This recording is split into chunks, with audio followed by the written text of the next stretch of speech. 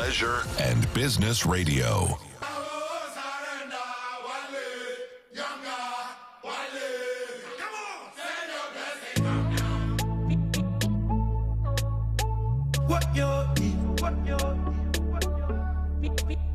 Immortal.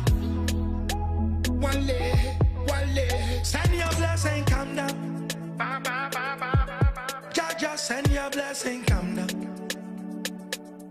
Abrami boy, me many marabiadia. I just want food. Jaja, send your blessing, come down. Yeah, send your blessing, come down. Jaja, send your blessing, come down. Opportunity so but you quiet on London. Me I just want food. Jaja send your blessing come down. Yeah. Me my brand jealousy. Me ya go pon me casa. Me my brand jealousy. Me ya go pon me casa and me kwana me yana. What you eat? Send your blessing come down. 1 2 what? Every day talking naughty. Woman, you miss a bump and woman, you miss a bump and my own day. Wale, daddy, send your blessing, come down. 1 2 what? Every day talking naughty. Woman, you miss a bump and woman, you miss a bump and my own day. Wale, daddy, send your blessing, come down.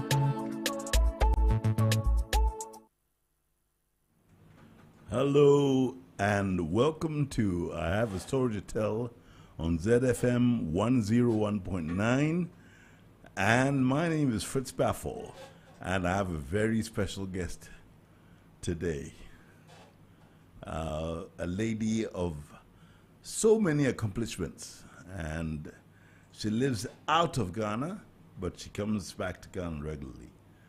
Welcome, Dr. Thelma Wright. Thank you. I'm thinking Uncle Fritz. Thelma, this is fantastic having you in the studio, and you're going to tell us your story. I hope I can. Yeah. You're a doctor, you're a lawyer, you're an activist, a women's activist or gender activist, you're a broadcaster, and what else? Have I skipped something? I'm a mom. And you're a mom. I'm a mom. The super vocation.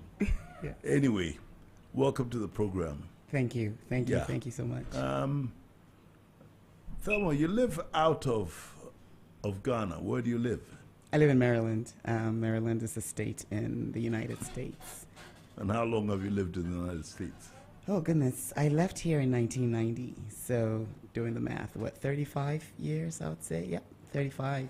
That's a long time. Yes. And how often do you come down? I come here maybe about 3 to 4 times a year. That's very good. Yeah, so I come here quite often. So you're very much in touch with your family and the system in Ghana. Yes, most definitely. Yeah, it's just such a joy when I come. All right.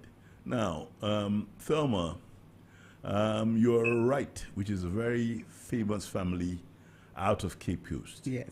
Because I know of a Mr. Wright who was the bursar, I think, in Infantswomen Secondary School for a long time. Any relation? My grandfather, my dad's father, yes. Oh, so yes. Therefore you are a niece of the dynamic Wright twins. Yes. Yes. They come after my dad. Oh, I see. Yes, Uncle Payne and Kakra. Yep, they come after my dad. Super. So were you born in Cape Coast? No, in Accra. All right. Tell us about your early days. It's been, I'm quite old. So I was more the nerd, you look at me, you probably wouldn't guess that I was. But I was more the kid who liked to read, kept to herself, and did a lot of reading. I love So books. what schools did you go to? I went to Tema Parents. My see. elementary school was in Tema Parents. It was a sort of, I won't call it international, it's called Tema Parents Association. Right. And most of the kids, at least I knew, went to school there. And so, I think I came in class 1, and then I went through class 7, take the common entrance, go to Wesley Girls, I was there from 1 to 5, and then I did my sixth form in Wesley Girls too. So I did all 7 years up there. I went to Legon, but I only did a couple of years because I originally wanted to actually do medicine, and I didn't get in because at the time it was very, very competitive. I believe they only had 2 med schools, UST and Legon. Right. Yes, so I didn't make the cut. So I was in biological sciences, and I didn't particularly care for it. And so when I had the opportunity, I traveled. It was actually on vacation. I wasn't planning on staying. And then, I came to find out I wasn't successful in one of my exams. So I decided to stay because I didn't really like what I was doing anyway. So what am I coming back to do? So I stayed. So how do you make the transition? How do I make it? What do you mean? The transition from, student in Ghana, you've gone to America and you want to do medicine. And how did you get into medical school and all that? Tell us that story. I know that's so I always say, yes, I mean, of course I was part of that transition, but God really probably knew what I was going to be, and that's why my life turned out the way it did. Because when I got there, I worked, I just did, jobs here and there, and then I decided to get serious, so I took the exam. And there was all multiple choice, and as you already know, over here in Ghana, most of the exams are not multiple choice, at least during that time. No. It was a lot of essays, and so with a multiple choice exam, I wasn't used to that, so I didn't really do well. And, bless his heart, this gentleman I met, I worked for him, actually paid for me to take a review course called Kaplan, so I'm giving Kaplan a shout out. So I took Kaplan, and so the next time I took that exam, I did quite well. And I actually was trying to pay him back, and he said, no, this is for you to do what you want to do. And I applied to medical school and got in. So you went straight to medical No, sorry. Of course, I did my undergrad, and they were able to use credits from Legon. So I did my undergrad in 2 years instead of the 4. What university was that? It was university. So I did a bit of Montgomery College, and then I finished up in a university called University of District of Columbia. Oh, Yes. Okay. And then you went to medical school. What was it like? It was everything I wanted it to be.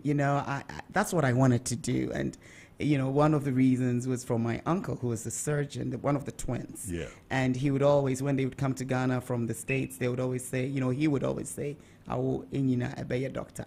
So that always stayed in the back of my mind. And I knew that's what I had to be. And I just was so enthusiastic about it, engaged, because that's what I wanted to do. Did they influence you?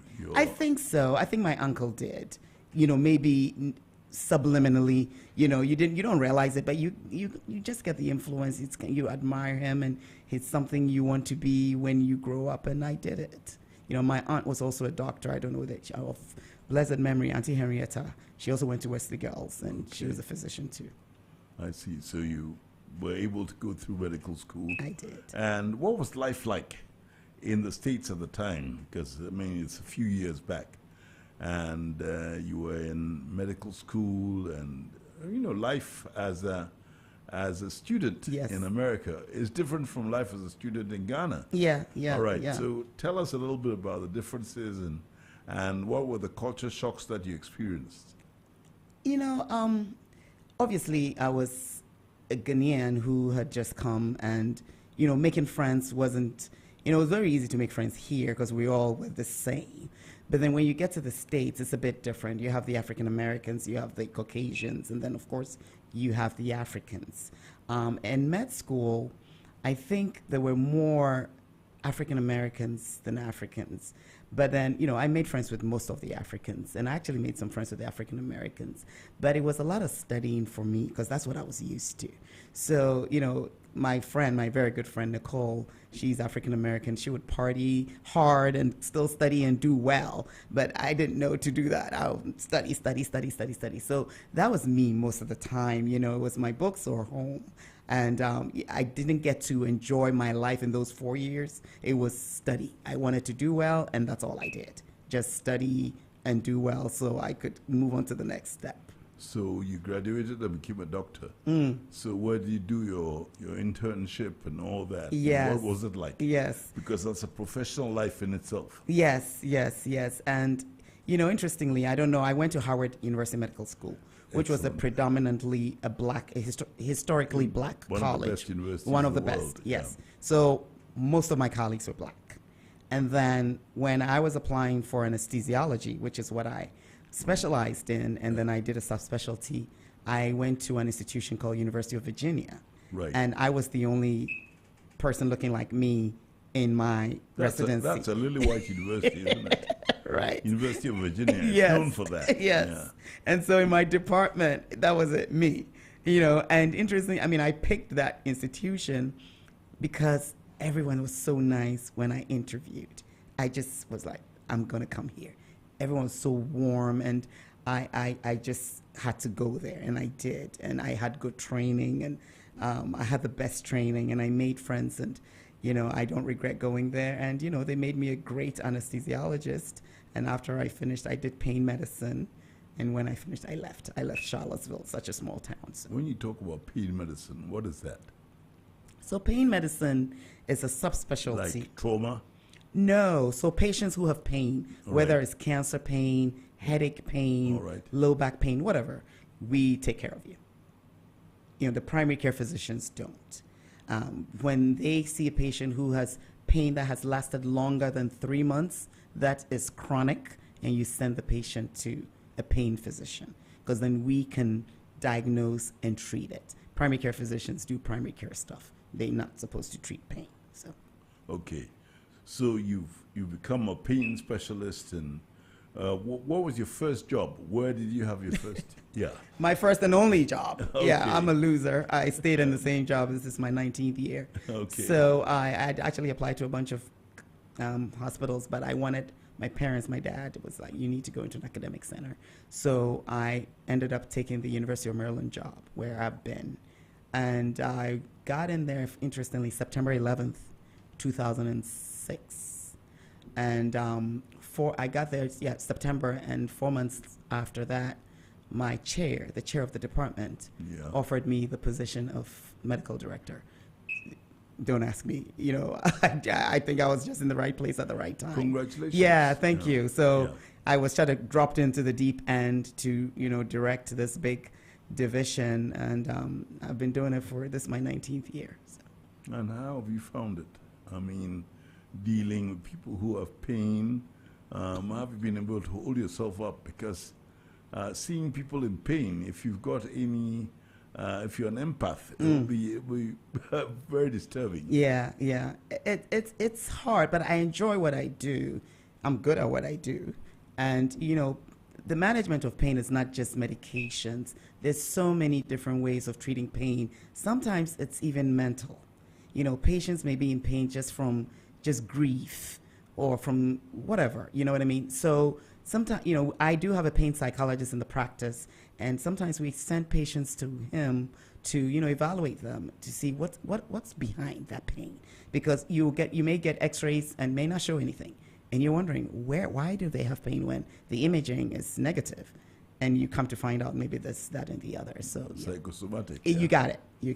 All right. Now, I'm going to take a leap back, because you mentioned that you went to a particular school, and that school has made a great impact on a lot of women in Ghana, and that is Wesley Girls High School. That's right. So how were your years in Wesley Girls? Tell me. Amazing. How did it form you? Yes, all my good friends are from Wesley Girls. I can think of any good friend I can think of was from Wesley Girls, and so that's really where I bonded with a lot of women who are now doing well, and Achi, whose funeral I came That to. is Mrs. Achampo. Yes, Mrs. Achampo. Yeah, tell us a little bit about her, because you just buried her. So Yes.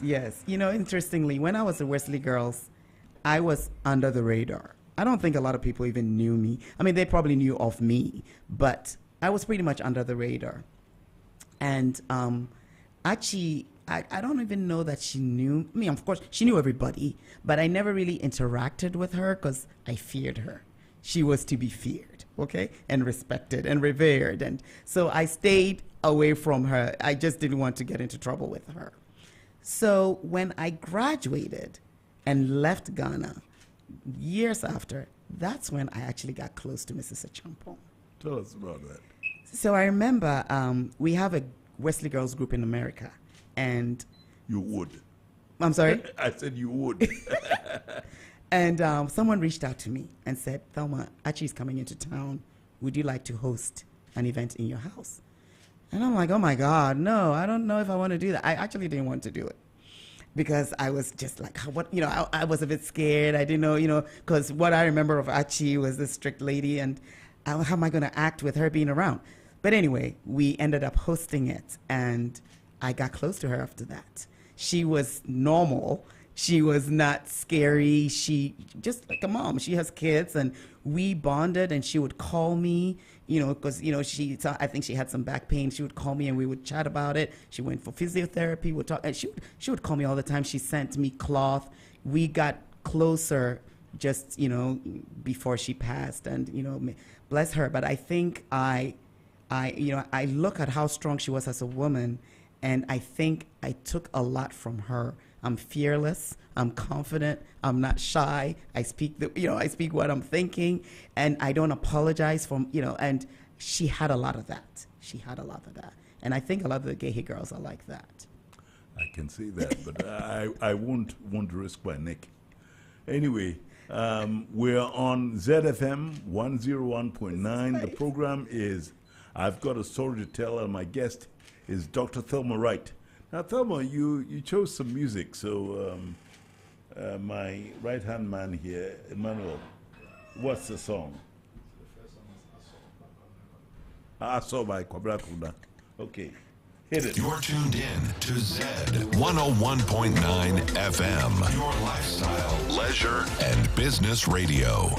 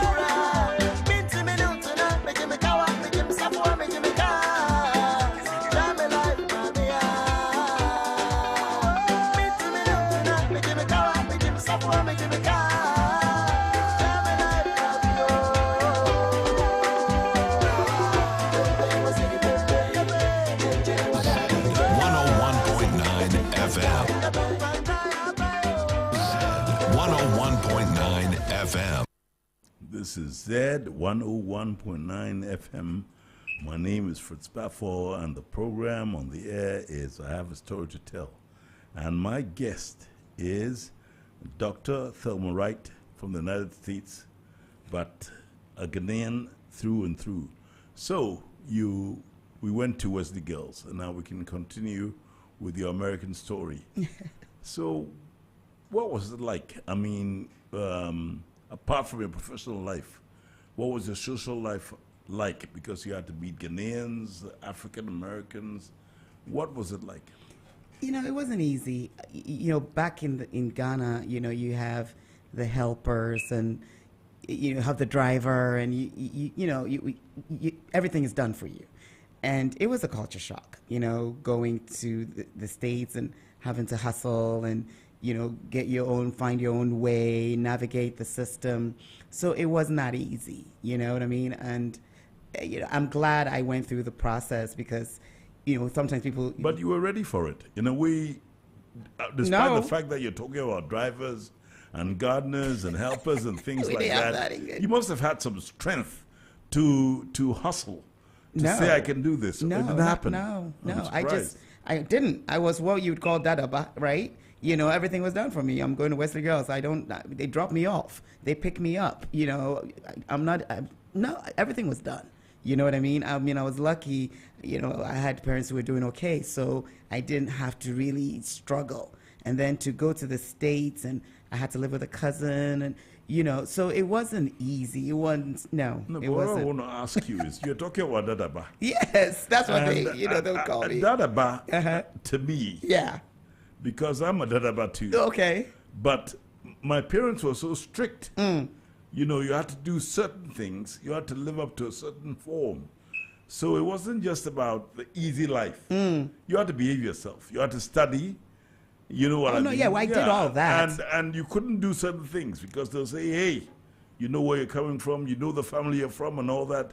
That imposition is what I was talking about. You're talking about principles then. Yes, the principles, the morality, that kind of thing, the backbone. No, that I got because I had parents who wouldn't let me especially my mom who raised me. But I'm talking about living alone and having to find your way when you're used to stuff being done for you. Even when I was in Legon, I wasn't working. My parents were taking care of me. Wesley Girls, I didn't have to do any of that. And then I go to the States and now I'm by myself. But you wash your own clothes. I didn't wash my clothes in I guess I did. The floors, yeah, we did. And you You're the right. bathrooms and the loos and things like that. But then I went to Legon. I didn't have to do any of that, right? Really? No. In Legon? No. Who did it for you? I think they had cleaners in Legon, I remember. Well, the world has changed. Yeah. I don't think we scrubbed the bathrooms. I don't remember doing that. Okay, not in Legon. No, not in Legon. Yeah, so you're right. Wesley Girls, we did do that. Yeah, we're talking about the States. So you lived alone you hustled. I hustled. And how did you get the discipline to study? Because to become a doctor in the States is not an easy peasy thing. It's not. And I always say, it was God, because I look back on my life and I'm like, wow, I would never have thought I would sit here and be interviewing, and I'm a doc, I'm a lawyer, I have an MBA. Like, it's too much, and I didn't even dream this. If you had asked me at 18, 19, where do you see yourself in 30 years, I couldn't tell you this. This is bigger than I expected, and I'm thankful, and I don't even know where I got the drive from. I don't know, I don't know, because I wasn't like the one topping the class in Wesley Girls. No, I was average.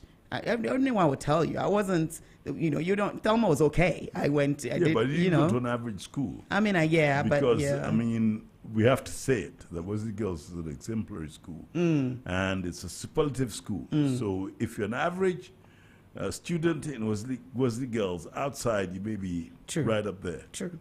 So I think that though God played a lot of part in it, it was also your upbringing. Maybe, and that's what I wanted you to acknowledge. But that's your story, it's not my story. Yeah. Anyway, Thelma, so you worked in the States, and what was working life like in the States? I mean, you'd done your hustling bit as a student, and you'd gone into university in the States, you studied, and you graduated, and you got a job, all right? And, Europe and having a job is a very, very difficult proposition because there's a working system that you can't dodge, you can't skive, you can't say today I'll slack. No. So tell us about it. Yeah, so I actually do think that I always want to excel in whatever I do. So even with the little jobs I did, I did telemarketing, I did this, I did that, I would always be one of the best. So when I would, I remember I worked for a dentist, I was her front desk person. And I remember I would, make her schedule, but I would double book because I didn't want a situation where she was not doing anything. So every hour, instead of having 2 patients, I'll have 3. And if all 3 showed up, then she would just have to do it. And so I took that into my, just my work ethic. And so when I went to Maryland, I remember I would look at my schedule and I'm like, do we have all these holes? Fill it, double book. And and I made sure I saw all of them, and they see that. They see, because at the end of the day, it's all about productivity, right? And taking care of patients. And I think they see, this is a hardworking woman. Never took off. When I was in residency, I got the award for not ever missing work for the 4 years I was there. Never called in sick, none of that. So, and I took it and I think that's why my boss offered me that job 4 months after I got there, because they see, the passion and the work ethic. And, so that was easy for me, because that was me. I'm African. I work hard, and I did it. I'm not calling in sick because of a headache, or I'm there. I'm present. Talking about being African, at that time, do you ever think of coming back home to work? No. Why? It's part of your story. It's part of my story. And I will say, when I became a pain physician, I actually got invited to come to Kolibu to, check out their pain management division, to see whether we could revamp it. And I came, on their ticket. I stayed for, I think, 5 days, and they gave me tours, of the, all the different departments. And then I went back and I wrote a long, I think it was a 25-page of what I saw and what they could do and what they could improve, and never heard anything back. Oh, I see. Never heard anything back. So I think that kind of discouraged me, and my personality just here, and I know, everybody's trying. It's just, I want things done like this. And I think you have to have a lot of patience sometimes. And I don't know that I have that. I have that to deal with it. So. All right. So it gave you a decision of wanting to stay in the States. You think it's the right decision? I think if I were to come here, I would have to have the equipment and the stuff that I can use to take care of the patients.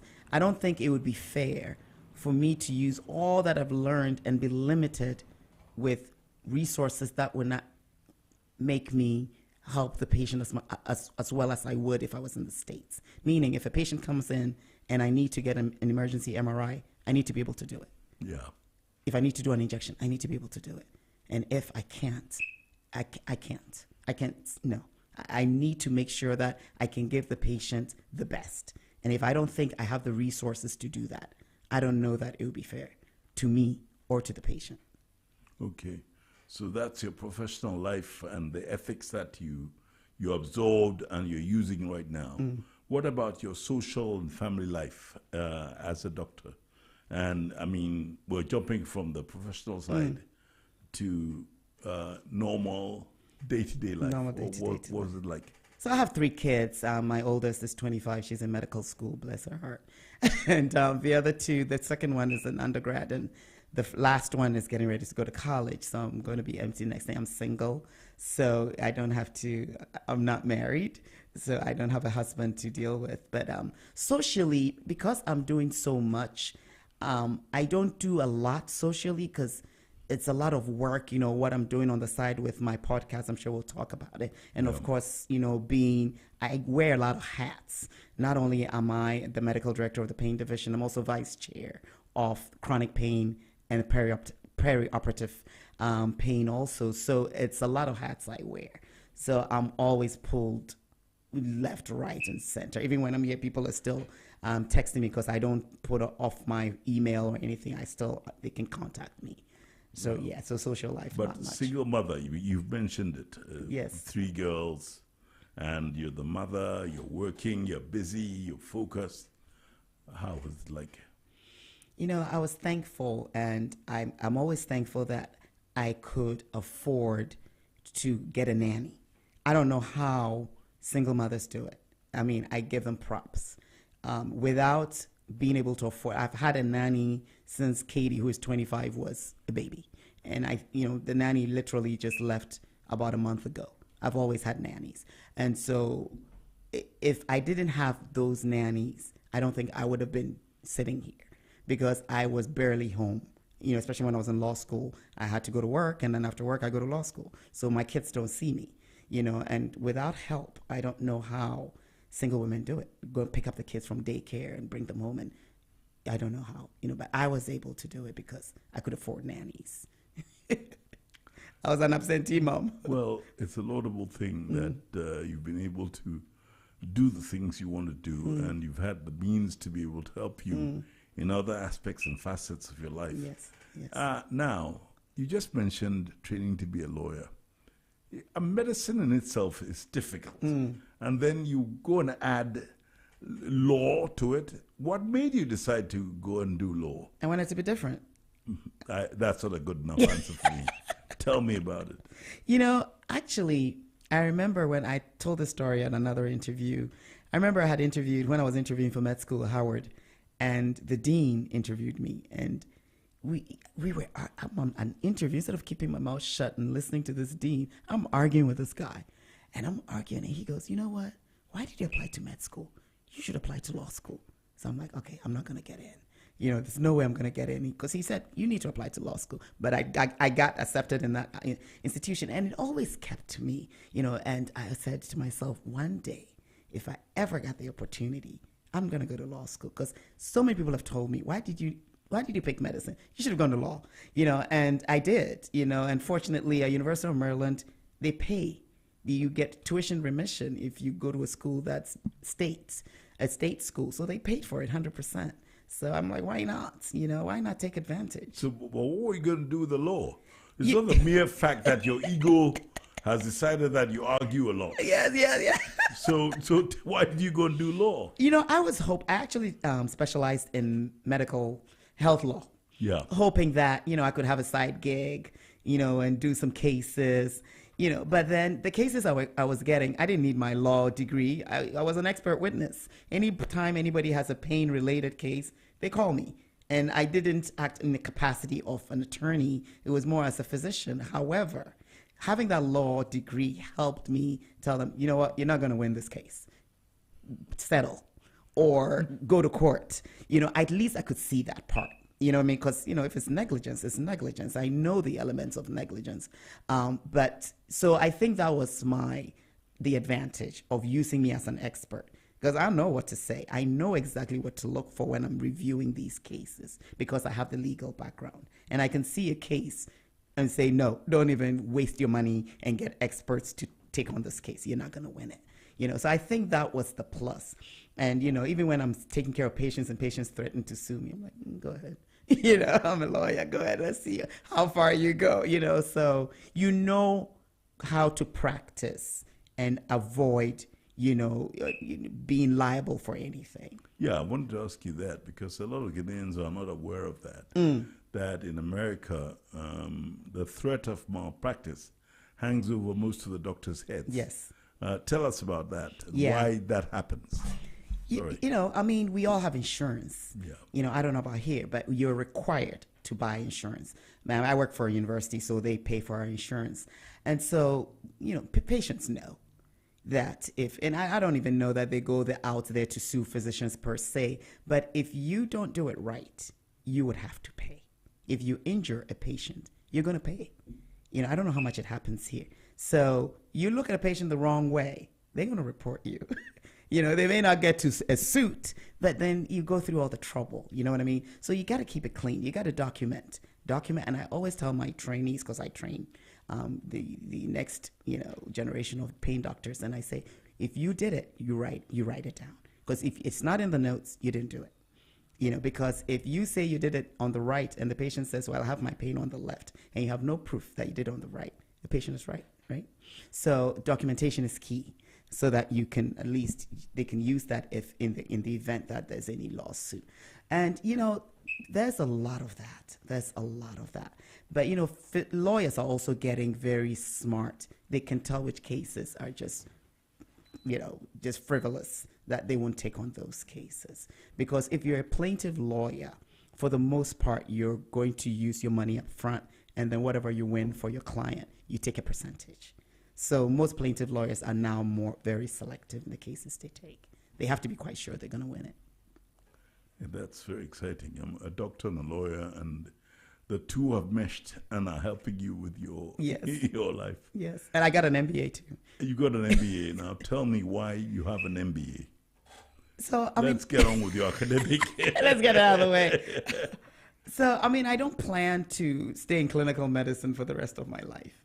Right now, I'm hoping to get into sort of the C-suite, manage. I've done what I've done. I've done a lot. I've been chair of the medical staff, so I've done a lot within the hospital. So I think it's time to manage a hospital. And so that's where I think the MBA will come in. All right. I'm going to ask you a very direct question. You're an African woman living in the United States, and we know that there are problems of racial discrimination in the United States. Have you had instances of that, and have you dealt with it? Rare. It's not as overt. I think black men see it more, and I also believe that sometimes I think the way you comport yourself, people stereotype, right? Yes. And so when you enter spaces and the way you talk or the way you present yourself, I don't think you get a lot of that depending on how you put out yourself, right? So I will say I never really got a lot of that. Did you put on a scary face with No. A little intimidated by Probably. I've been told, my boss has told me I'm intimidated. But yeah, so I think it depends on the way you carry yourself. They may not like you, but they won't show it, So if you can sit at a table and speak, and make sense, and they know, she knows what she's talking about, I think that goes away, But obviously, if you walk into a store and you're black, they're gonna follow you around, unless, so sometimes my daughter will say, Mom, pull out your black card. I'm like, so they know you're not here to steal anything. And unfortunately, sometimes you have to do that. The stereotypes are there. Yeah, they're there. That's what I'm talking about. Yeah, so How you do you handle that? Yeah, the thing is, obviously, when you go into a place where they think, what's she doing here? How can she afford this place? But they will still give you the benefit of the doubt. And usually, if someone is overtly racist by the way they serve, I would get up and leave.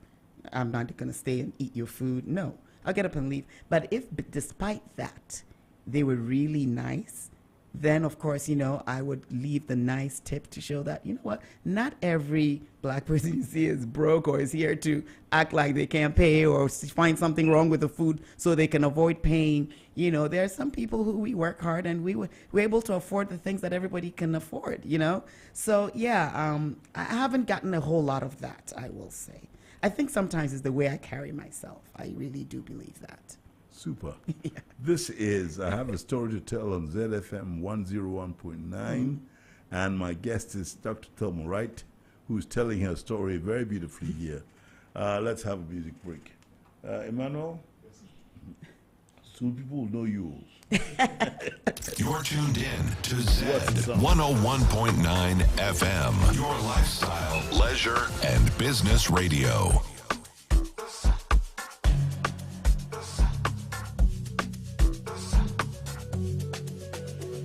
Yeah. Now we're getting on and I'm on your size. Or Jabo to the shower task. Master D with the Woody 5. Okradabena Wabasu.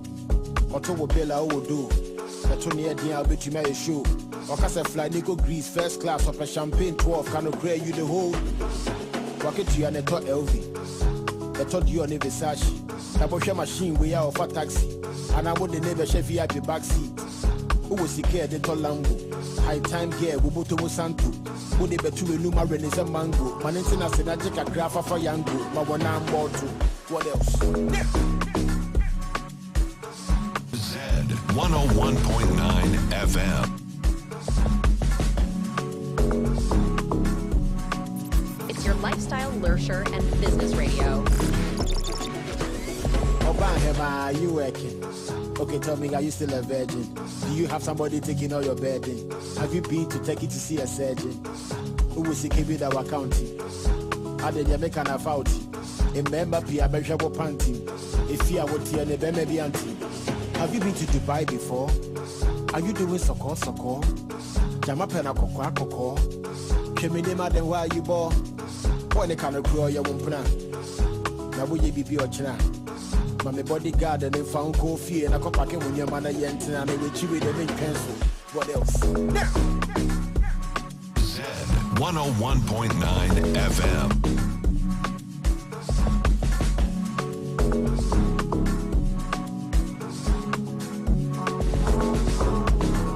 Z 101.9 FM. This is ZFM 101.9, and the program is I Have a Story to Tell, and my guest is Dr. Thelma Wright. And Thelma's been telling us a lot of stories about her life in the States. We're talking about racial discrimination, and you talked about how you handled it. But is America a good place to bring up children? Because maybe you can handle it, but can your children handle the pressures of living in a country that could be semi-hostile?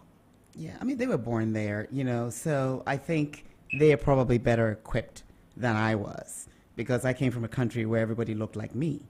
And I got there, and, now you're meeting, white people. So it was a bit different, definitely culture shock. But I think with them, they grew up amongst all these different races and, just the diversity. We're not in a neighborhood where it's all one color, it's a diverse neighborhood. So they're used to it. They're used to dealing with, they have friends who are Caucasian, Africans, African Americans, the whole gamut. And even in college, Katie, med school, same thing. So I think they're better equipped.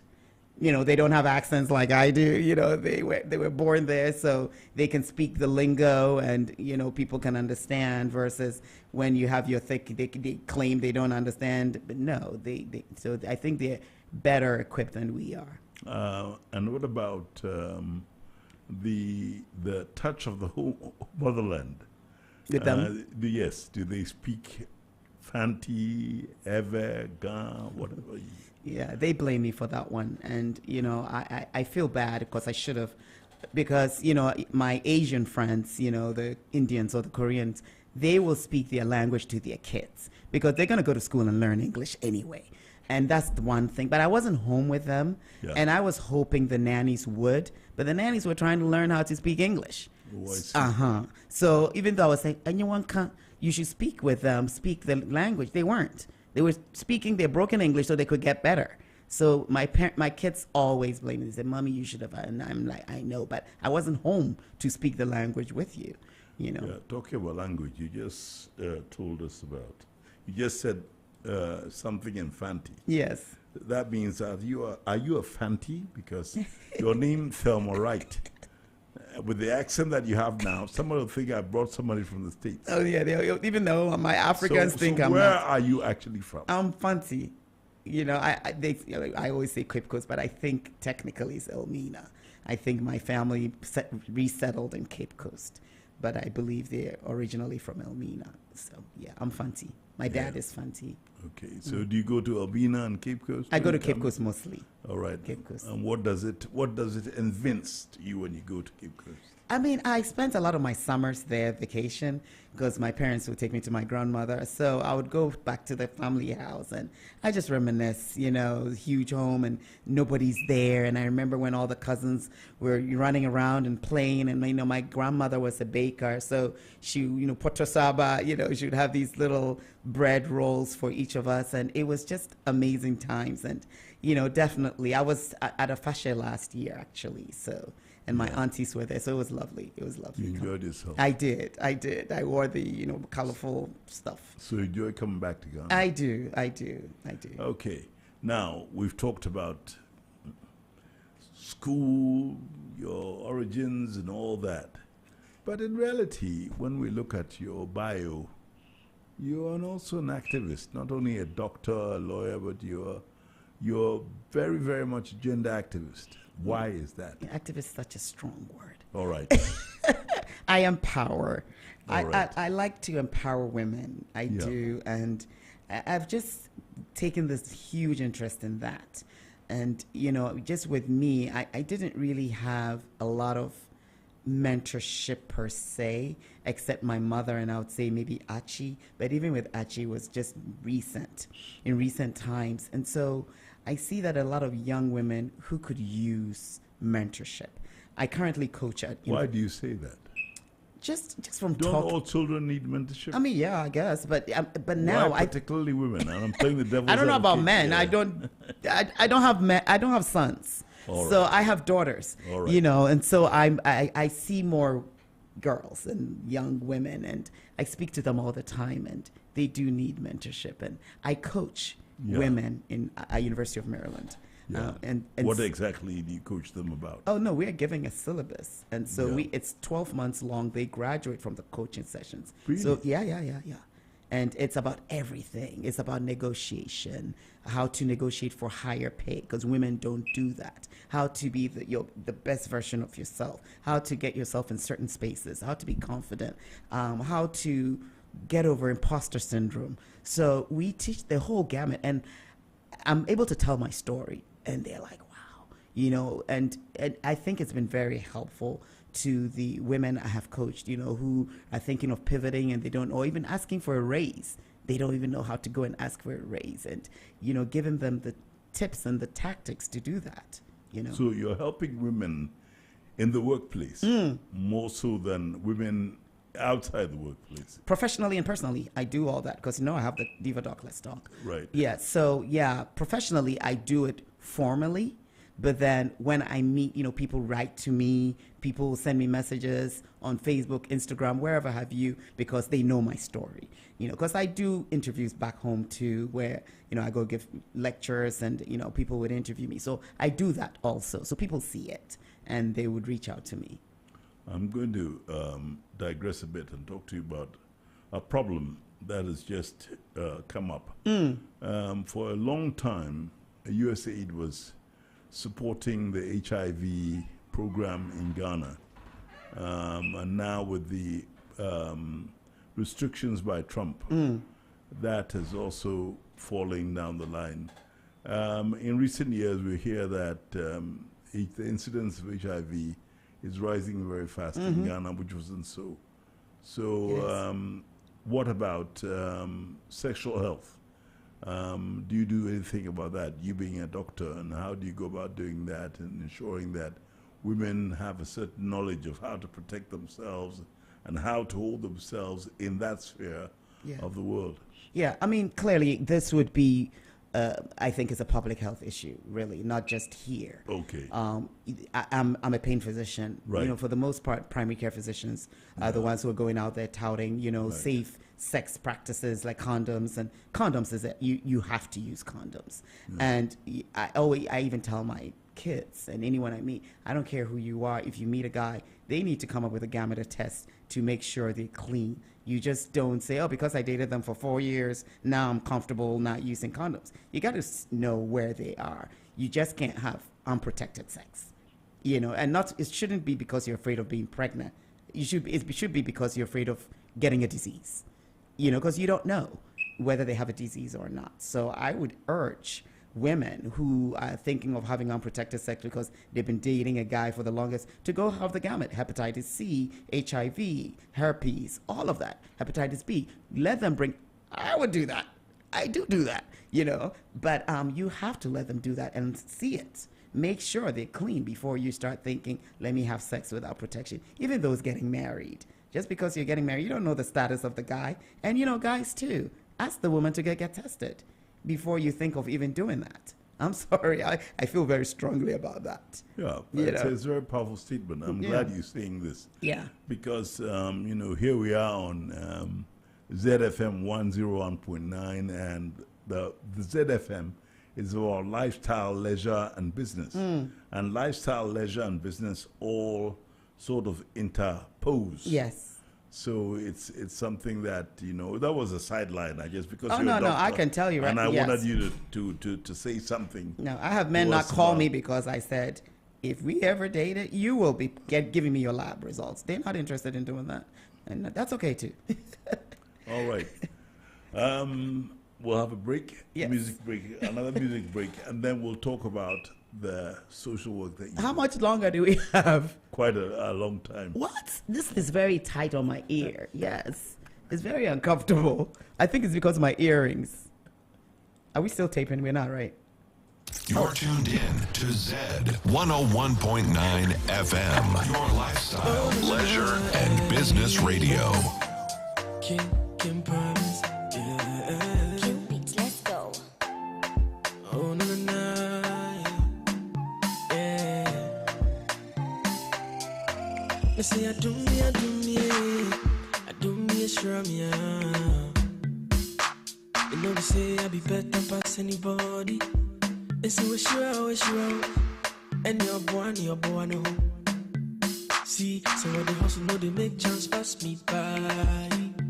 So make it do your best and use your sense. I show the stress since I put God first. Charlie, it no be race, it no be test. And Jah guide so no one can test. Yeah. So make it tell them. So we they come, no they fear them. Baba God they for my side, so no shake it.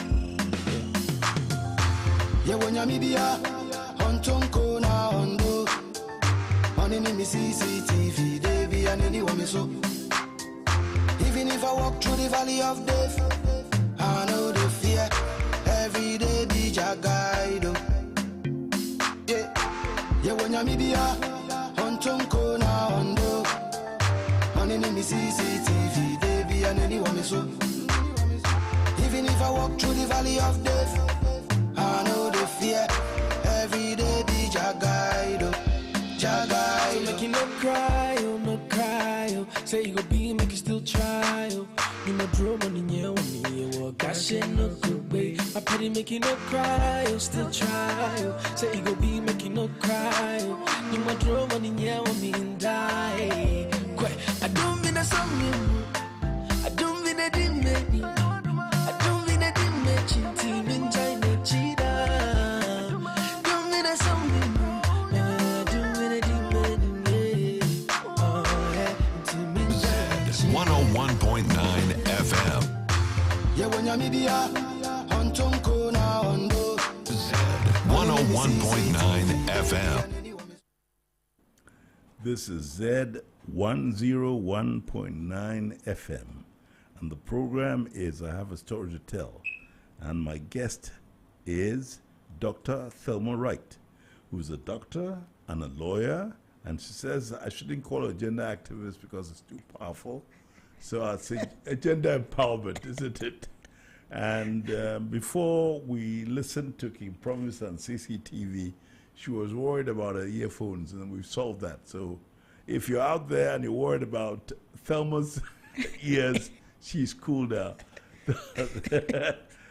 Thelma, now you're a professional. As I said, you're a doctor, you're a lawyer. You've got an MBA because you want to manage a medical facility and all that. Yes. You're a mother, and so we've talked about your children and all that. And you're into other things. I am. You said you're helping with empowerment. You gave us some very good advice about how to handle your one's sexual health in terms of relations and things like that. And that's part of it. So you've got a podcast. I do. And I think you have other social tools that you're using. Yes. To facilitate what? So the podcast is called Diva Doc Let's Talk, and I gave myself the name Diva Doc because historically when you see a doctor you think of nerd, and you look at me, you don't think nerd. At least I don't think so. So I added the diva to the doc to say, not all docs are nerds. We have a life too. And, I think because of, what I have done thus far, I get a lot of, you should have a podcast and talk about your life and, to inspire other women, which I see where they're coming from, but you don't have a podcast to talk about yourself, right? You have a podcast to help other people or to teach other people or to inspire other people. So what I decided to do was I'd rather find ordinary women with extraordinary stories and highlight them. and uplift them and have them tell their story to inspire other women. And that's how Diva Doc Let's Talk was born. So who have you talked to? Oh, wow. So we just launched December 30th, 2024, which was my birthday. So we launched the first episode. So I shouldn't say most, all of them have been pre-recorded. And we're now releasing them every 2 weeks. So I interviewed the owner of Buka Restaurant, Audrey Salome. I interviewed Nora Bannerman, who is fashion designer. Yes, you got it. Yep. I actually just interviewed Nanama McBrown. She has an amazing story, and we'll hopefully drop it in a couple of weeks. I've interviewed some Nigerians in London. I've interviewed a couple of superstars' mothers. I've interviewed a lady who is a nurse but started this drive to collect shoes for kids in South Africa who have no shoes. I haven't shown her podcast yet. I've interviewed academicians, architects, the whole gamut. I even interviewed a lady who didn't have formal education but now has her schools. Her name is Auntie Alice. That episode was powerful. And she started braiding at 6, and now she has... In the States or in Ghana? Here. Yeah, most of the people I've interviewed are Ghanaian, or I should say African. Right. But we will start interviewing in the States soon when I get back.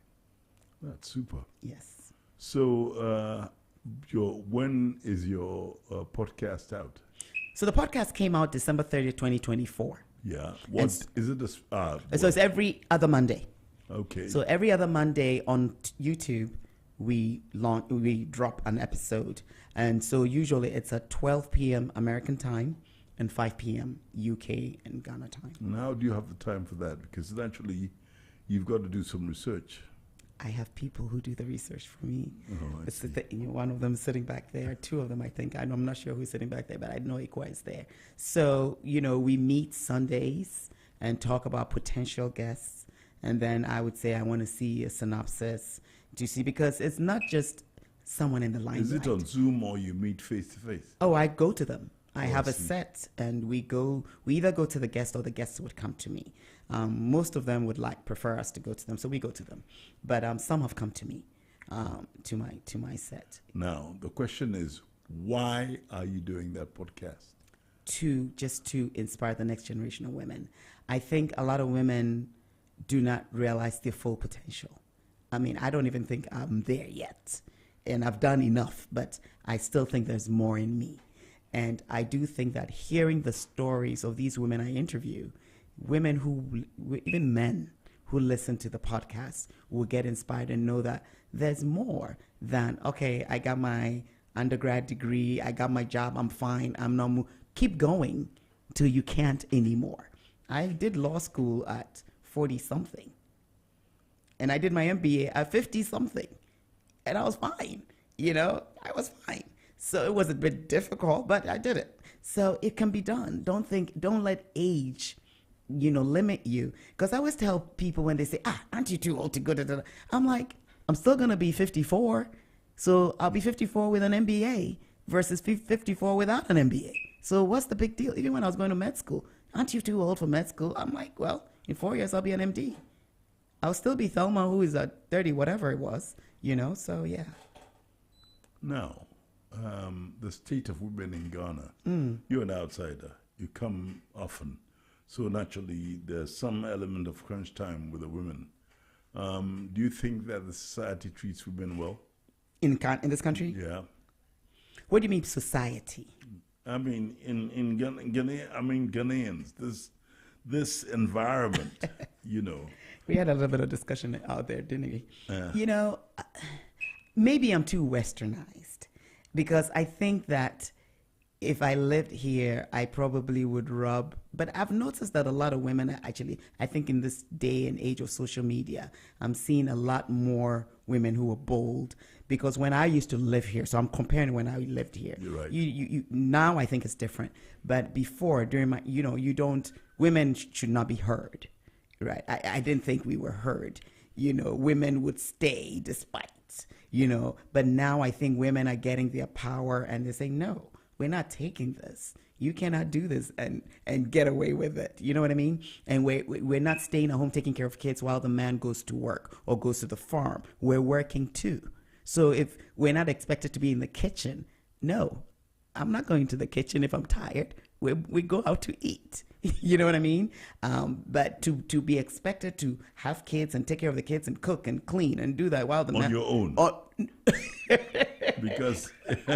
the man will help. The man can... Yeah, I mean, on your own... No, I think that... Now the man will help. Yeah, a lot of men help. Yes, and they will cook now too. Yes. You know, before it never happened. Well, I can't say that because I've always cooked. Oh, good for you. Your wife was lucky. Well, try telling her to. I'm sure she'll tell you that. That's nonsense. Yeah. Anyway, so we're talking about now. You mentioned the change in the dynamics. Women are now working. A lot of them are working in positions that were formerly restricted to males and things like that. Mm-hmm. And so naturally there'll be an effect or an impact on the society that we have now. Yes, yes. All right, because there are going to be challenges and occasional little crashes of ego and other things. Yeah. What's your take on that? I mean, I think that, you know, I saw a little bit of, you know, when I think some woman, I don't know where they were, but had said something to a guy not to be silly, and it became a big deal. Like, why did she say? And I don't even think she was actually insulting the guy. It was just saying the action was silly, not you were silly. And it was such a big deal. And some, you know, I think, you know, some people were for her and some people were against. But I think people should be able to say what they feel. I mean, not to the point where you're rude or impolite, but I think it's okay to be authentic and say how you feel. You know, and I see a lot of that. I just see a lot of people who don't say how they feel. And you leave people to assume, and that doesn't make for a good, it just doesn't make for anything good, to be honest with you. Well, my take on that is that it's a cultural thing. You think? If you tell somebody in Ghana, don't be silly, they don't take it in the context of what you're saying, don't be silly. They think it's an insult. That's not my problem that you think it's an insult. I wasn't insulting you. Yeah, but culturally, the person would understand. And I think sometimes you have to have a certain respect for the cultural mores. You're speaking English. It's not Chi. It's English. And for educated people on the cabinet, you would think they're educated enough to know the difference. I'm playing the devil's advocate. No, this is no devil's advocate. Yeah, all right, I understand. Yeah. Well, These are top-notch people. They should get it. They should get it in a Western way? Yeah, well, I would say it's English language, and if we speak in English and someone says, don't be silly, we're not saying you're silly. We're saying your actions are silly, period. We're not insulting you. Yeah. At least that's my take on it. Well, that's your take on it. Yes. Anyway, so you're talking about the role of women in our society now. We've just very fortunate to have a lady vice president, and I don't want you to start Wesley Girls preening because it's Wesley Girls. We're all over. I'm sorry. So what do you think about women, the role of women in the management of our society through the medium of politics? Yes. You know, in my humble opinion, I'm a woman, you know, and I'm going to be a little biased, but I think women are more organized. I mean, look at me. I had 3 kids. I was a single mom. I did medicine. I did law school, this, that, and I did it. And I was the most productive, volume-wise and dollar-wise, for the hospital, not for myself, when I was in law school. My boss told me, he said, Thelma, you did more production while you were in law school. How did you, I don't know. And maybe because I didn't want anyone to say, oh, because she's in law school, she's slacking. So I probably did more than I would.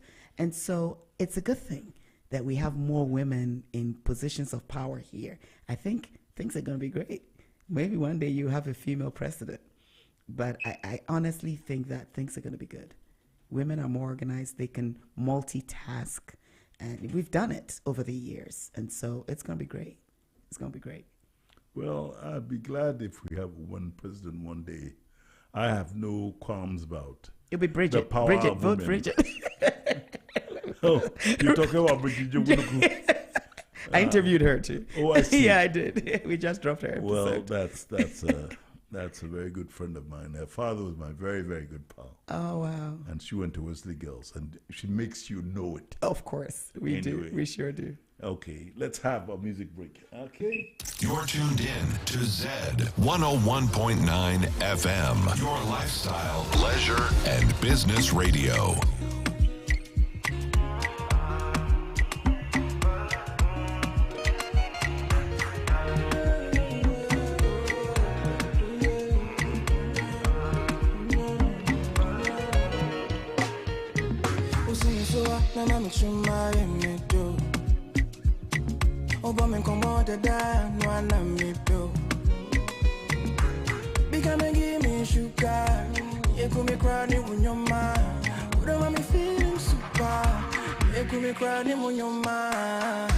For life, it be me and you for life. If you die, I die. It be me and you for life, it be me and you for life. If you die, I die. It be me and you for you. It be I'll be there for you. It be I'll be there for you.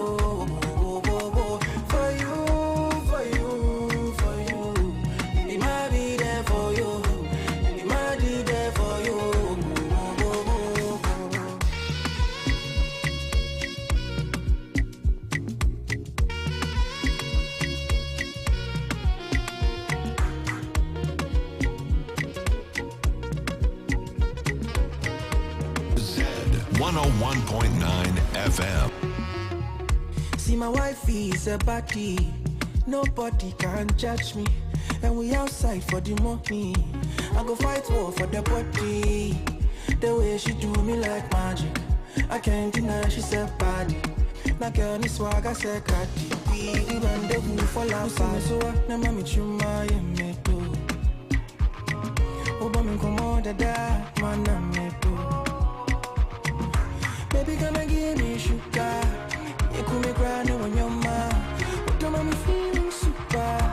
You could me crying when you're mad. For life, me and you for life. If you die, I die.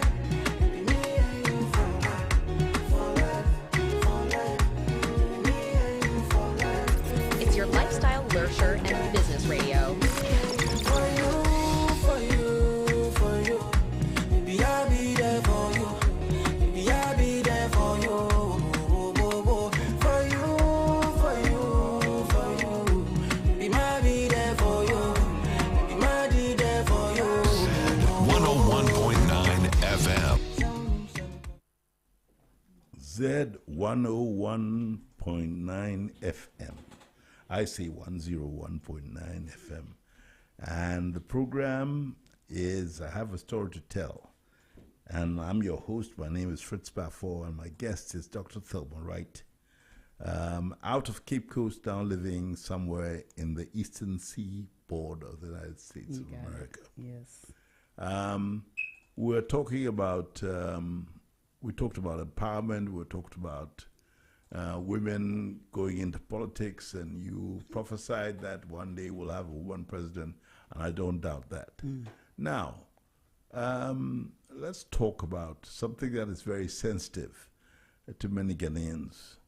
A few years back, the former American Vice President, Dr. Kamala Harris, came to Ghana, and she upset quite a few people when she talked about LGBTQ plus. Yeah. And after the elections, you know, when Dr. Donald Trump won, I found a few Ghanaians cheering. And I said, why? And they said, the LGBTQ plus thing that she tried to impose in Ghana is vanished because Trump is against it. Now, when my in-laws came to Ghana for a birthday for their mother, I found out that two of my brothers-in-law were vehemently against Biden and Harris. And I asked why. And the only reason was the LGBTQ plus. And they're saying they're scared for their children because peer pressure would send them doing something. What are your thoughts on that? I know it's a controversial thing, and I don't want to put you in hot water. No, trust me, there's no question I can't answer. Right. I may give you the politically correct answer. No, but, when I was in Ghana, it wasn't rampant here. I remember, we would have guys like Kojobesia, we'd call them Kojobesia. So it begs the question, are people born with it? They may be. I think some become gay socially, but I also believe that there are some people, because sometimes I can see a kid and I'm like, okay, this guy is effeminate. Yes. And I think he may end up being gay. So it is possible that some are genuinely born with it. They can't help themselves. I know that, in the Bible, it says a man should be with a woman and all that. But I really... That's a moral issue. I don't even know if they say it's in the Bible. Yeah, but the Bible is about morality. Oh, yeah? Okay. Yeah. So I do honestly believe, and, in this day and age, our kids, don't you dare gay bash. My kids will not talk to you, okay? So, especially, as being African and all that, you just can't around these kids because they are taught to be accepting of everybody, whether it's creed, race, religion, whatever. Everyone is included. So, and because of the environment I live in, it's acceptable. I have friends, they're the best. I have gay friends, and they're the best. They're married and all that. And When you say they're married to each other. Yes. Okay. They're married to each they're married to each other. Yep. And they have kids. They get surrogates and they have kids. I know it may never be legal here, but obviously it's legal. I guess it's not anymore, but yeah. I don't know too much about it to say yes or no, whether I agree with it or not. But I do believe that some people are born with it, and I can't judge, So another aspect of that thing is the equation of gay rights with civil rights, the racial equality, because there are a lot of purists in the racial who are racial activists, you are black activists who say you can't equate the two because they are different. What do you think about that? I agree. You cannot equate. We cannot help. Well, you can't to an extent, meaning we cannot help our color. Yeah. We didn't make ourselves, right? You can turn yourself light by using creams, I guess. But you were born black. We can't help it. So if there is any truth to people being born gay, then yes, they can't help it either. Yeah. And that then they should be equated to. But those who socially become that's where I have a problem with, especially those who go off as heterosexual when they're actually homosexual because of culture. And that's why I think that we can never really say, we can't be not accepting of it, because that's when people hide and do that and give diseases and do all that, the down low stuff, because they can't come out, so. Well, I'm very glad of your honesty. I just want to touch on it because I'm very honest. It's not everything that we talk about on Ghanaian radio. Oh, you can talk. I even want you to talk about medical cannabis. I will talk about it. I'm going to go there too. One of the problems we have in Ghana is the high unemployment among the youth. And all kinds of things are coming up that are opportunities for us to resolve that problem. For a long time, cannabis was illegal. Yes. All right. Even medical use of cannabis was illegal. Then some countries started legalizing cannabis, the use of cannabis. But they didn't allow the importation of cannabis. All right. But if they've legalized cannabis and our country can have a discussion with them and we can talk about exporting cannabis, to them, Yes. will make quite a lot of money. Oh my God, totally. So I'm when you mentioned cannabis, I Yes. said let's talk about this. I mean, if you're looking for a woman to come and lead that, me. Yeah, right. Me. So tell your president. What are the advantages of? Oh my medical God, cannabis? so much. You know, I'm a pain. Yes, that's I'm a right. pain physician. Right. And a lot of people are dying from opioids, the narcotics, the morphine. We've just had a case of that. But explain opioids, because you are into pain medicine.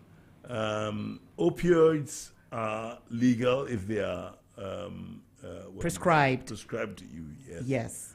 But they can be overused. Yes. Wrongly used Yes. or whatever. Yes. Yes. So yes. talk to us about that. So opioids are, in the pain medicine field, there are so many different medications you can work with. However, a patient who has had pain for a long time would have tried all those other medicines, and then eventually they end up with stronger medications like opioids, which are also called narcotics. So these are medications like morphine, oxycodone, Dilaudid. Those are strong narcotics, and we prescribe them to patients. Unfortunately, you can get these kind of things on the streets too. So heroin is an opioid. Yeah. And sometimes when patients are not able to get legal prescriptions from a doctor, they will take the street heroin, and they can, push it and die.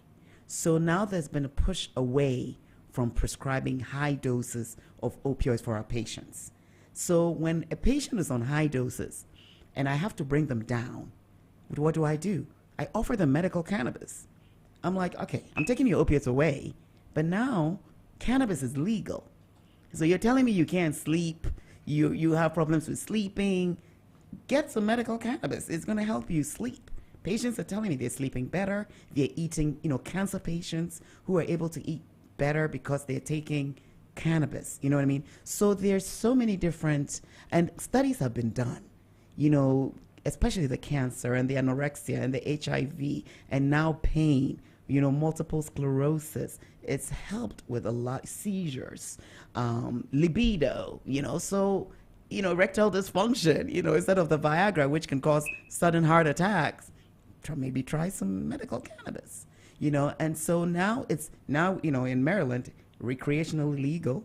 So you can walk into any dispensary and get it, or, you can get it medically. The medically is a bit stronger than the recreational, but yeah, it's legal now. And they're making a killing. The government is making a killing. So you guys need to think about it, because you will be able to be debt-free, Yeah. But I'm going to warn people out there that... Oh, no, you should can't start do that medically. here. No, you should start medically. Can't do that here. What do you mean, Oh. can't do? I said I'll come and manage it for you now. This is I Have a Story to Tell on ZFM 101.9. My guest is Dr. Thelma Wright, who's also a lawyer, and she's got an MBA. She has a podcast. She's a mother. Yes. She's told us wonderful stories all the way from Tema right through Maryland, through Howard University, and now she's in Ghana doing some work on a podcast which is called Diva Doc. Am I right? Let's talk. Diva Doc, let's talk. Oh, Diva Doc. Let's talk. It rhymes, doesn't it? I know. Yep. Yeah. Now, you're in Ghana.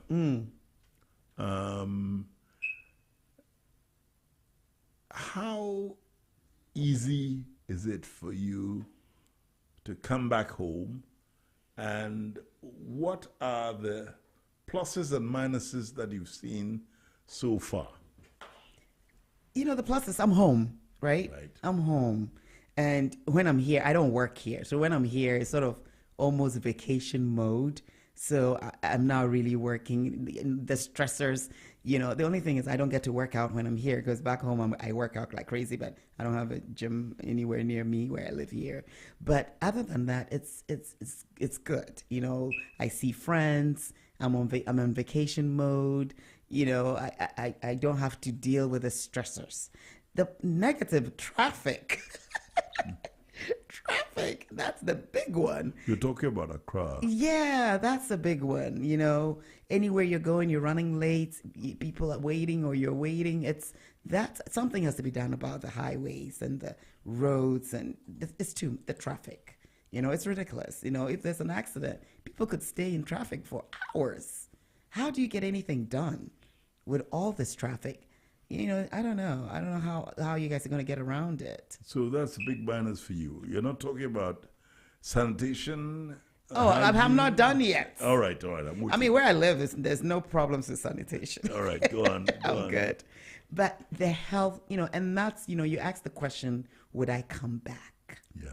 When I hear some people die from almost nothing and they die, and I'm like, why? Oh, they had this surgery, post-op infection, they die. How? You know what I mean? And that's why I said, if I don't have the resources, there's no way I can come and practice here. Because to imagine if I say I want a lab and I can't get the lab within 2 hours, that's no. So we need to focus on the medical care. We just need to do that. I mean, you don't have ambulances? We do. Okay, how?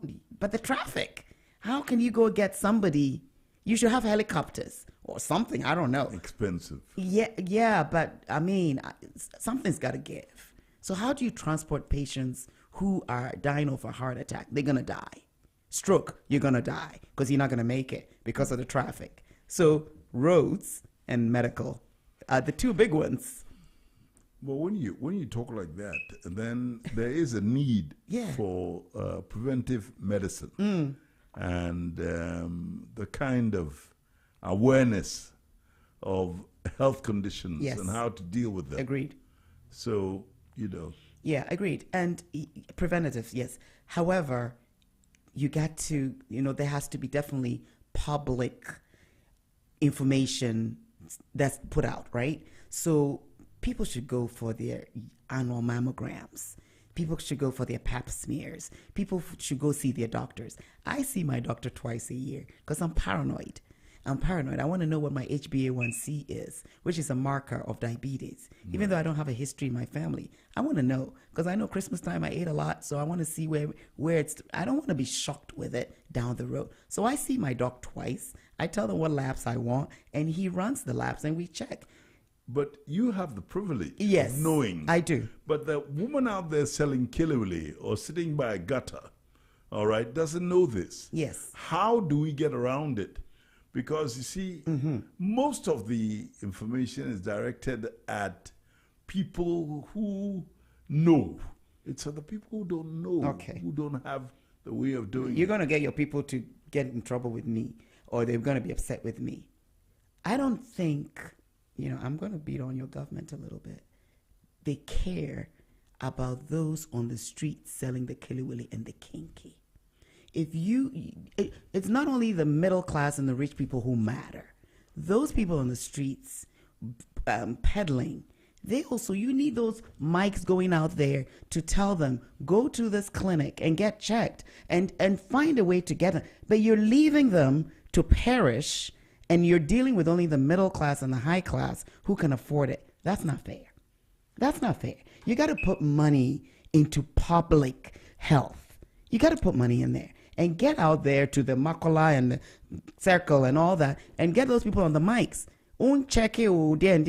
Go and do it. And these are the clinics you can go to and it should be free. But where is the money going? It's all wrong. Man, I should be president. Seriously, you need to you need to put monies there. I mean, these people are dying at 50, 60 because they didn't get the health care they needed. And then when you go, they want you to go and buy the blood and the saline. And I mean, how? No. And there's no ambulance. People are dying because they didn't have an inhaler. No.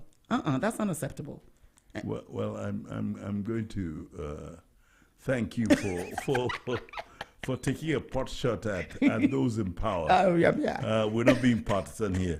Yes. Anyway, this is ZFM 101.9. It's Dr. Thelma Wright who is speaking to you right now, and she's going where the eagles dare.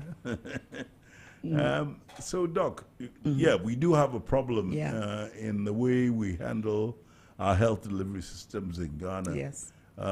You have had the opportunity and the privilege of working in a better system. Yeah. What would you suggest to your contemporaries and colleagues in Ghana. Yeah, because yeah. naturally, Yeah. do you talk to the doctors here? I mean, do you go to the hospitals? I do. And I think a friend of mine is actually in a position of power now, Victor Bampo. Yeah. Yeah, and so hopefully Victor would do well by the people where you provide, clinics, free clinics. Well, the problem is I don't know whether every single Ghanaian has a card. No. They should. You see, I think that's how you're able to collate data. If every single person, you move around with mobile cars and make sure everybody has a card, then it's easier to know where everybody is and know where they live so you can put them in clinics and do that. It can't be that difficult. You know what I mean? You guys do census, don't you? Yeah. So if you every do 10 years. 10 years. Well, 10 years. I mean, Yeah, maybe they should do another one. That's the way it's done. I Yeah. mean, national. It's a very, very expensive process. So, it takes 10 years to prepare. You get the stuff. It takes about a yearly term for the results to come and for you to do the things in terms of demographics and all that. Yeah. But right now, we're talking about solution of problems and we're not talking about your story. Yeah. So let's get back to you. Oh, okay. Yeah, I'm happy to talk about this. My story is done. It isn't done. Because you're going to tell us about you're in Ghana now. Yes. When you go back, what are you going to do? What do you do when you go back? I go back to work. You go back to work. Yes, I mean it's like night and day. I come here, you see me talking, and I'm a different person. I go back home, back to work, wake up early 6 o'clock, and go to work and do my job and come and go to the gym and come home. That's my life. And go to sleep at 1 a.m. every day or 2 a.m. and wake up at 6. It's crazy. You only sleep for 4 hours? I need to change that. It's hard. It's hard. But I think, I need to change that. I need to change that. Won't that have a toll on your health? I mean, so far, so good. I'm good. So far, so good. I mean, so far, I'm good. But it's just, I don't have enough time in the day. I go to work and, phone calls, this, that, and the other, and then I don't finish my notes, and I have to get my notes done. So I go to the gym, spend 2 hours there, then I go home, finish my notes, eat dinner, take a shower, and by the time, 1 o'clock. What about social life? None. Dancing, music? Zero. Men? If you have any for me? No, I don't. Oh, damn. All right, in case anyone is listening, okay? Anyway. I'm eligible. Really? Okay. I asked for a special request. Okay. Because you have Elmina connections. Okay. And one of the greatest musicians out of Elmina was... We're going to play Adjoa Yankee. Okay. CK. You're tuned in to Z 101.9 FM. Your lifestyle, leisure, and business radio.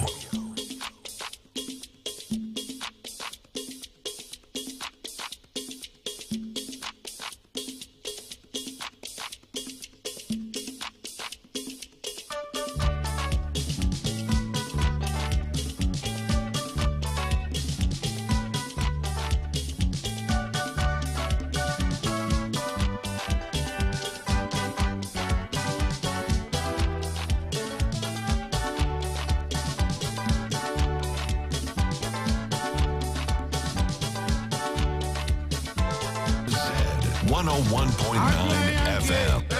Adjoa Yankee, Adjoa Yankee, Adjoa Yankee, Adjoa Yankee for wait, yeah, me. Adjoa Yankee for wait, yeah, me.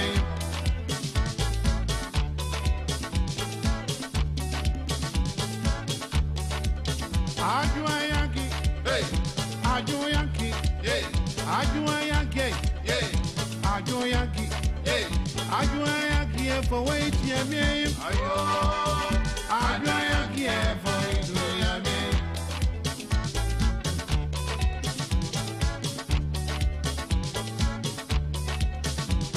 Yawoku na wone wo, yawoku na wone wo.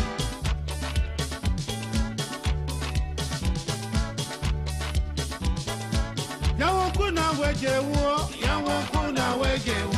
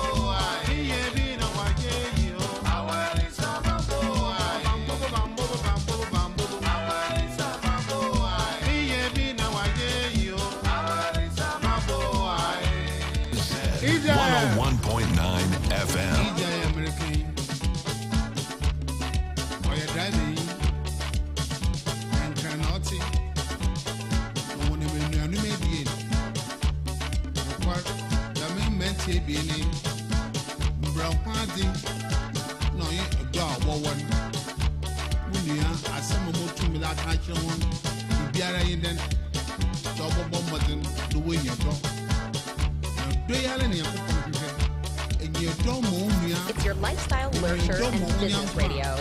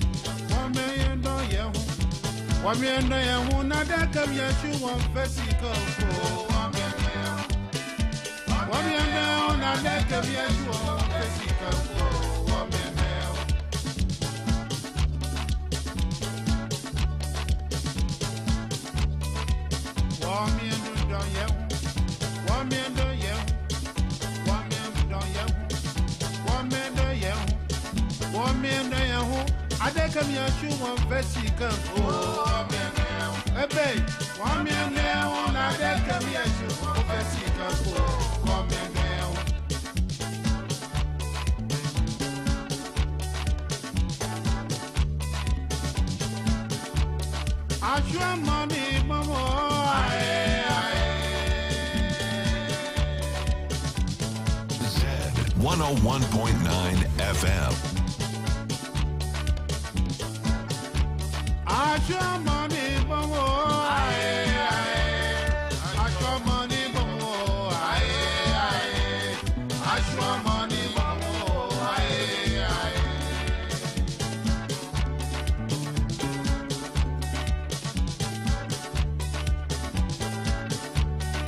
Z 101.9 FM.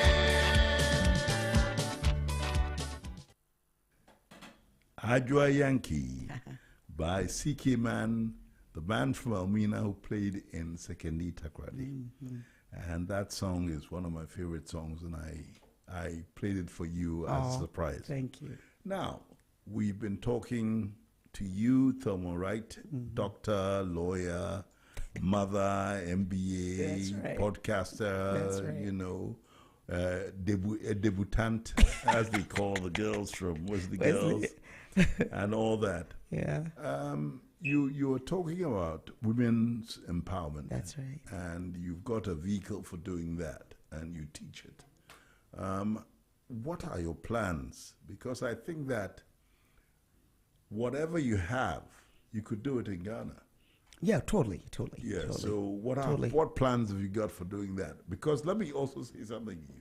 You've also got a lot of friends from Wesley Girls in very powerful positions. Yes. The Chief Justice is from Wesley Girls. Yes. The Vice President is from Wesley Girls. Yes. A lot of the MPs, including the dynamic Zanetta Rawlings, is from Wesley Girls. Yeah, Gizi Tete. Gizi Tete. Yeah. And also the great Bridget Jubunaku. Yes. Are all from Wesley Girls. Yeah, Nanoye, yes. Oh God. So many. Yeah. We're taking over. Okay.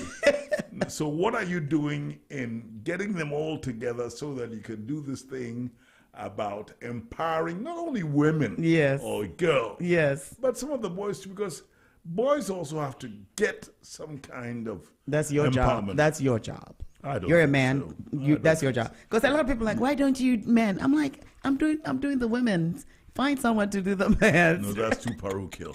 No, because I have lived in a woman's body. Yeah. So it's hard for me to empower men. But I will tell you, some of my listeners, or a lot of my listeners are men. Yeah. They watch the show. because they have daughters. And I've had them text me and say, I'm going to let my daughter watch this because there was a lot of good stuff that you talked about. So I think it can cross gender, but I'm focusing because I'm only interviewing women. I want to, even yesterday I had a meet and greet.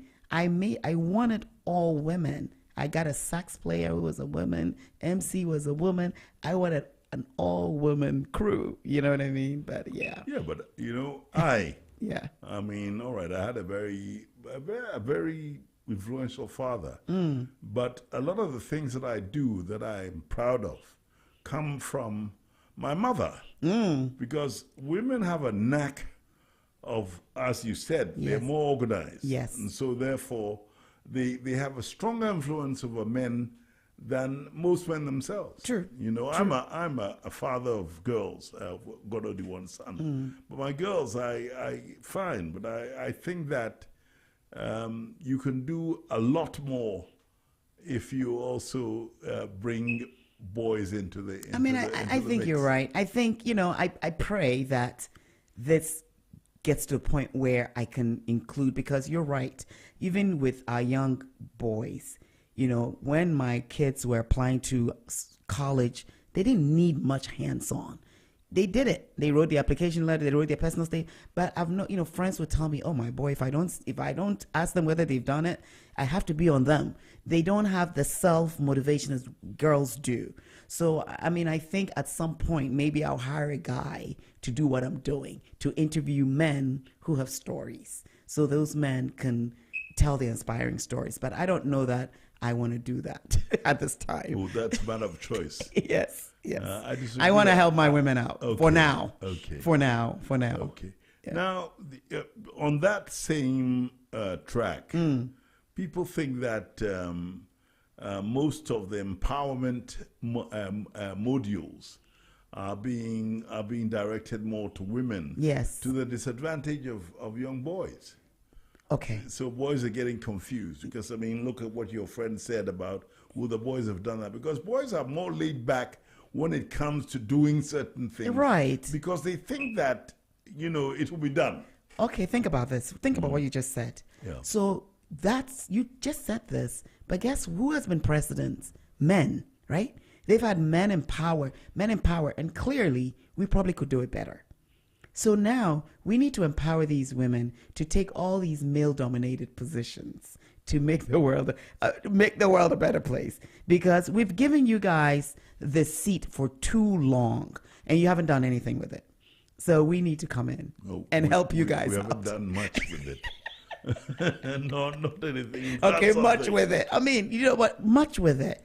You need more women. You need more women. To help you guys out. We're here to support. How are you going to do that? We're going to support with our being able to multitask. You put a woman in a place of power. It is so rare to hear that a woman in power. You hear it sometimes. Just took all the money and did this. I know sometimes you find some under someone's bed, but otherwise they do right by the people. And I do believe that having more women in government would be good. Would be great. I support that. Okay, thank you. Yeah. Thank you. But what I also want to say is that we need you to empower men. No, not only empower men, but we need that critical mass of women to be able to at least show us the way.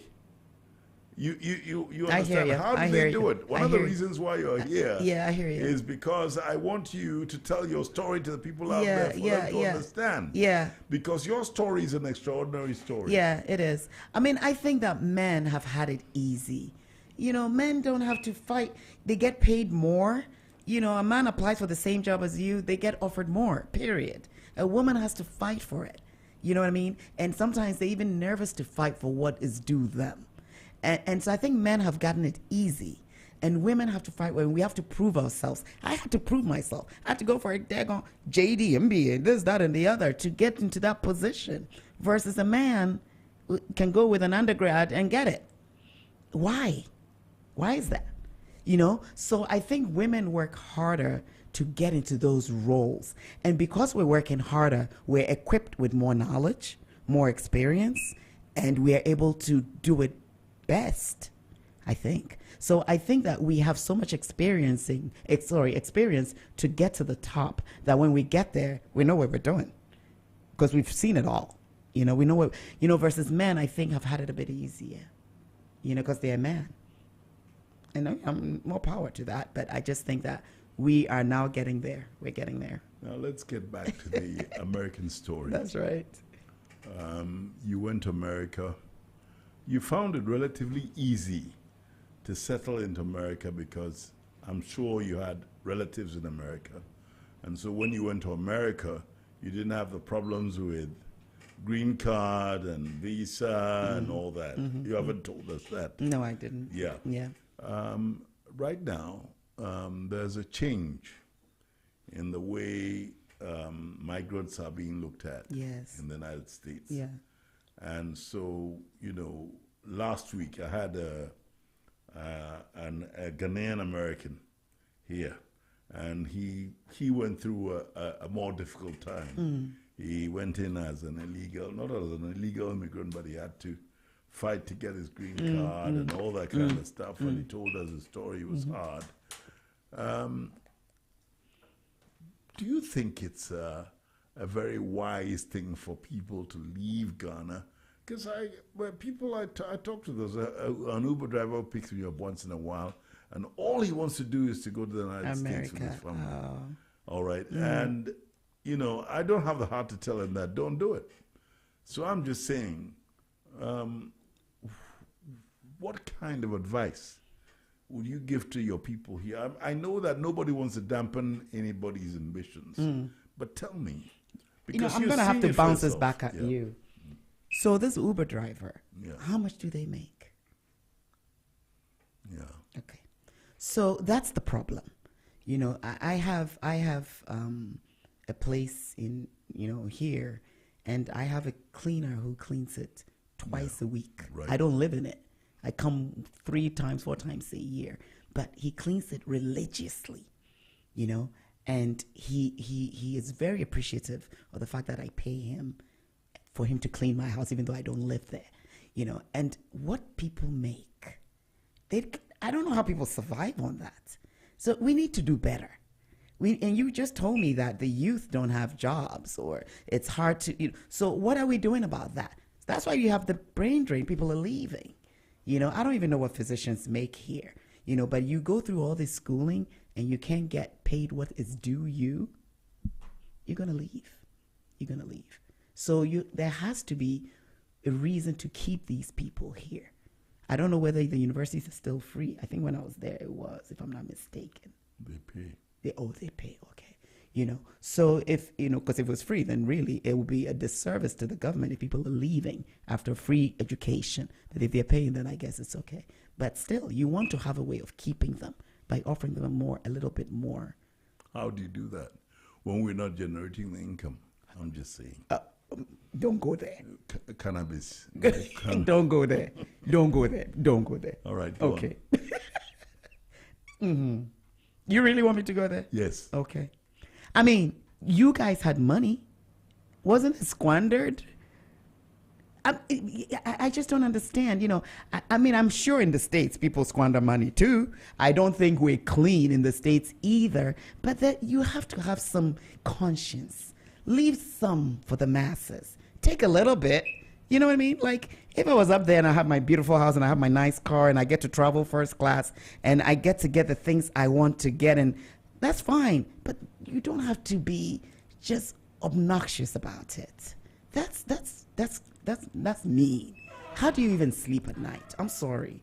You know, and so those monies could have been used for those people. They could have been used for those people. This is ZFM 101.9. And not only has the story been told, the story has been elicited from our guest this program, Dr. Thelma Wright, who is also a lawyer. She's got an MBA. She does a lot of social and empowerment work. And above all, she's a mother. And she's telling us about, being in America and being in Ghana. And her story hasn't been too negative, because I think you enjoy Ghana, don't you? Oh, I do, totally. I totally enjoy Ghana. Yeah, I totally enjoy Ghana. And I would love to come and live here. I would love to come and help. I always say I want to come help. I would love to, but I don't know if I can. If I would be able to get the stuff to help you. I need the resources to help you. But can't you live in the States, and I'm sure one of the pluses about the state is that there's a lot of waste, which to us is a waste, in terms of beds, in terms of certain, things that you can bring here. You mean infrastructure? Infrastructure, yes, support the infrastructure in Ghana. And so I'm not asking, but I'm saying that I have an answer to that. Yeah. I have an answer to that. All right. We do. They don't use them. Why? I don't know. We have groups in England, in America, Ghanaian physicians and surgeons. We collect stuff to bring, and it sits. They don't use them. I don't know whether people don't know how to. We do. I could. If I knew that if I brought stuff here, it could be cleared and someone will clear it and take it to the hospitals and use them, I would. But I'm not going to put my energy if things are going to come here like incubators and no one will use it. Use your influence also.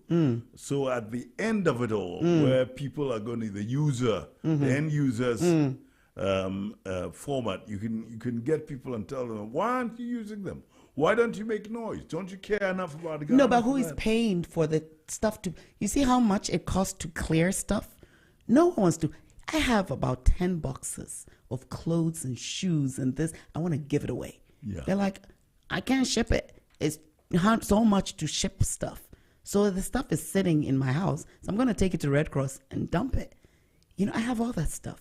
I could get stuff, in the hospitals. And I'm not saying we want to send you expired stuff, but there's some things that you can use. You can use like gauze and, the expiration date is a scam as far as I'm concerned. And so, but who is going to pay? Will the government pay when it get? I could rally that. People in the States want to give us stuff, even the ambulances. But you don't even have roads for these ambulances to drive through. So what's the point? The ambulances will sit. Because no one's going to who's putting the gas in it? Who's going to make sure it's in good working order? That's where the monies need to go. I think that people like you with the influence. Oh, but the influence, I have plenty. Yes, we need money. You've got to engage those people. Who are those people? You just mentioned, I won't mention his name. Oh, Victor. Yeah, but Yeah. I don't want to go there. Oh, because yeah, I don't yeah, want yeah. to put too much on Yeah. But you've got influence with him. Can't you sit down and say, put a team together so that we He know needs to be how given we the resources to do that. So if Victor doesn't have the money or the resources to do it, he can't do it. You can put him in position, but if you're not giving him the money to do what he needs to do, it can't happen. You understand what I'm saying? People have plans, but if you don't give them the money to do it, it's not going to happen. So they need to sit down and come up with, what are we putting for medicine? What are we putting for roads? What are we putting for this? And then give them the money. But if they give them money and you're putting it in your pocket, then it doesn't happen. Anyway, this is ZFM 101.9 FM. The program is I have a story to tell. A story's been told and more has been done by Dr. Thelma Wright, who is a doctor, a lawyer, a mother, a podcaster. She's a lot of things. And she's been telling us a wonderful story. Let's have a music break, and then afterwards we'll just round off and say goodbye. It's amazing. You're tuned in to Zed 101.9 FM, your lifestyle, leisure, and business radio.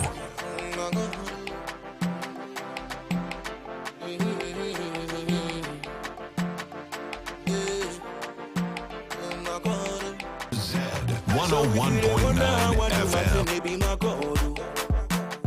No money, me here, so when you see me rolling on your block, be my kodo. Like a sickly woman, min coco, in my kodo. I never dey wonder, never worry you. My baba dey my body.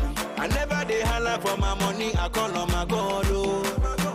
I never dey wonder, never worry you. My baba dey my body. I never dey holla for my money, I call on my God. Oh. My people, let me hear you say, you know be coco for my God. Oh. Be coco, be coco, be coco. Eh. Wahala be coco for my God. Oh. My people, let me hear you say, be coco for my God. Be coco, be coco, be coco. Eh. No matter be coco for my God. 101.9 FM. I soto for my God. I go shokoto for my God. And I go the shocky for my God. I soto for my God. I go shokoto for my God. And when I'm shopping, there's nothing I no go fee afford. See me rocking my Balenciaga for my God. And by His grace, there's no girlie I no go fee run. On the beat and I dedicate it to my God. Oh.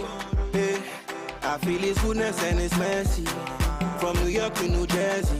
No matter what I they want, I they get it from my God. 101.9 FM. I feel His goodness and His mercy. ZFM 101.9. The program is I Have a Story to Tell. I'm your host. My name is Fritz Baffour. My guest has been Dr. Thelma Wright, and she's been marvelous today. We've gone through a whole range of subjects. Sometimes it's not only a story that she's told, she's also given advice and suggested many things. Yeah.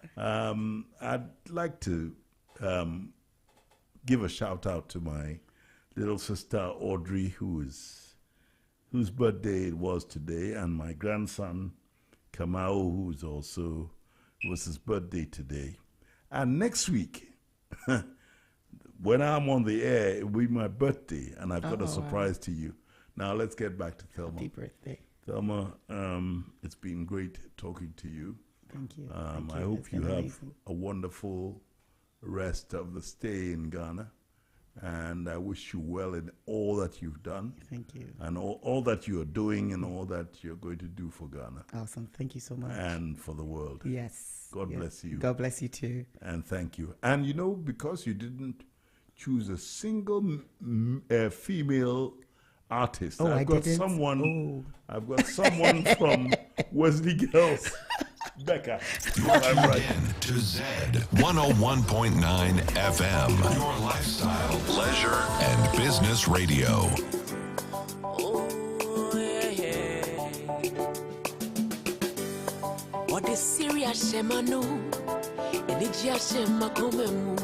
So it's good night from me, and let's make a date. Same time, same channel, and don't forget ZFM 101.9, and that is the LLB, Lifestyle, Leisure, and Business. Stay with us.